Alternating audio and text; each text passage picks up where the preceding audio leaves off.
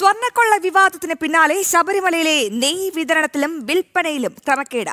ആടിയ ശിഷ്ടം നെയ്യ് വിതരണത്തിൽ 16 ലക്ഷം രൂപയുടെ വെട്ടിപ്പാണ് നടന്നത്. ഇത്തവണത്തെ മണ്ഡലകാലത്ത് വിതരണത്തിന് കൗണ്ടറിലെത്തിച്ച 16,000 കവർ നെയ്യ് കാണാനില്ല എന്ന പരാതിയിൽ ദേവസ്വം വിജിലൻസ് അന്വേഷണം ആരംഭിച്ചു.